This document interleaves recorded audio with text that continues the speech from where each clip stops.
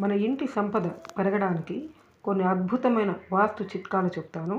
వీలైనంత వరకు ఇలా ఉండడానికి ట్రై చేయండి. నెంబర్ 1, ఇంటి ఎదురుగా మెట్లు ఉండకూడదు. నెంబర్ 2, బీరువా ఎప్పుడు నైరుతి దిశలోనే పెట్టండి. నెంబర్ 3, ఇంటి గుమ్మం ముందు వినాయకుడి ఫోటో పెట్టారంటే చాలా మంచిది, అదృష్టము కలిసి వస్తుంది. నెంబర్ 4, పూజ గది ఎప్పుడు కానీ ఈశాన్యంలోనే ఉండేటట్లు చూడండి. నెంబర్ 5, తర్వాత ఈశాన్యంలో మొక్కలు ఉండరాదు. చాలామంది వంటింట్లో చెట్లు పెట్టుకుంటూ ఉంటారు, చిన్న చిన్న మొక్కలు అస్సలు ఉండకూడదు.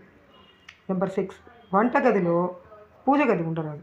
వంటగది సపరేట్గా ఉండాలి, పూజ గది సపరేట్గా ఉండాలి. ఎందుకంటే వంటగది ఎప్పుడు ఆగ్నేయంలో ఉంటుంది, పూజ గది ఎప్పుడు ఈశాన్యంలోనే ఉంటుంది. కాబట్టి ఈ రెండు కలిపి ఉండకూడదు, ఇంటికి మంచిది కాదు. లాస్ట్ది ఏమంటే ఇంటి గుమ్మానికి ఎదురుగా ముళ్ళ చెట్లు అస్సలు ఉండకూడదు. ఇవన్నీ వీలైనంత వరకు పాటించినామంటే ఏదో కొంచెమైనా మనకు మంచి జరుగుతుంది అనేసి ఒక నమ్మకం, అంతే.